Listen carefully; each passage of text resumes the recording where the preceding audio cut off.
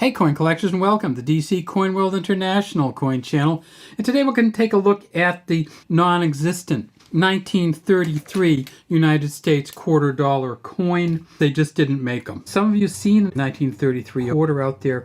Those are novelty quarters that somebody scraped the date off and put 1933 on. As long as they sell them as novelty quarters, it's not illegal to do that. So an aftermarket kind of thing. The quarter dollars first came out with Washington on them in 1932. They replaced the Standing Liberty quarter, and this is a Standing Liberty quarter. It says Liberty at the top. Liberty is standing here with a shield. It says 1926 on this one, and this is the engraver's initials. It's not a mint mark. And then we turn it over to the back. It says United States of America, E pluribus unum. And then down here it says quarter dollar. Well, in 1932, in the midst of the Great Depression in the United States and really across the world, they decided to celebrate George Washington's birthday by coming out with some quarter dollar coins with George Washington on them. It's unclear if they meant to do it forever or they were just going to do it and then go back to the Standing Liberty. And this is Liberty at the top, In God We Trust here. This is the 1932 JF there. That, of course, is for John Flanagan, the engraver. Can you see the JF there? It's kind of faint here. This is actually a really good quality coin. One of the ways you can tell is look at the edges on it. And remember, of course, that in 1932, these were 90% silver coins. We get to the back and you see it's just great printing on here. It says United States of America at the top, E pluribus unum here. You can actually see the body feathers on here. Not so much on the leg, but that's still pretty darn good. And you can see the ribbon going across the arrows, which the eagle is holding. And down here at the bottom it says quarter dollar. If there is a mint mark in 1932, it's right here, right above the E and the R in this space underneath the olive 32. This one's in pretty good shape too. A little bit, you know, it's not quite as shiny, kind of. And some good body feathers on this one too. And there, right down there is the S mint mark.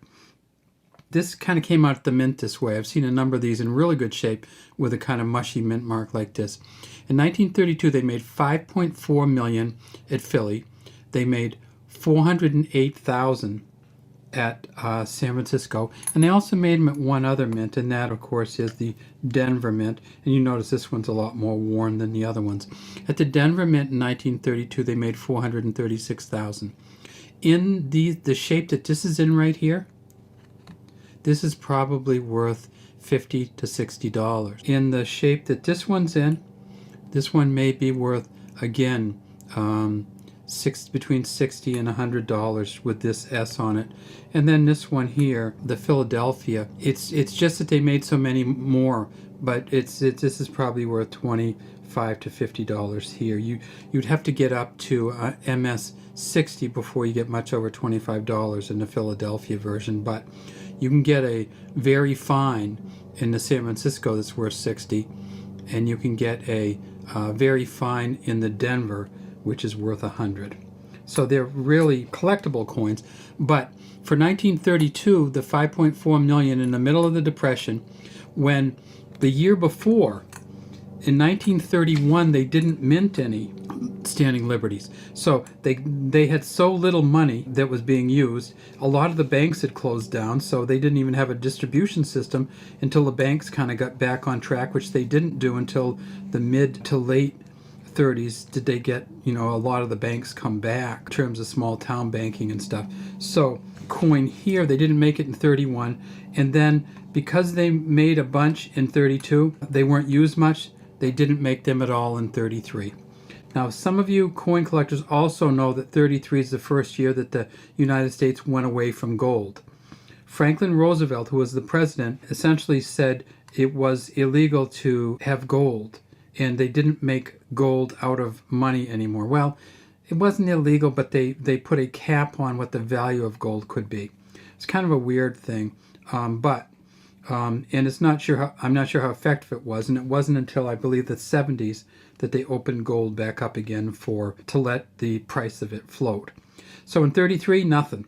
In 34, they came back and they did Denver Mint coins, and this one's pretty beat. And you go, why is it so beat? Well, one of the reasons it's beat is because they only made about 3.5 million at Denver, and they got used a lot more.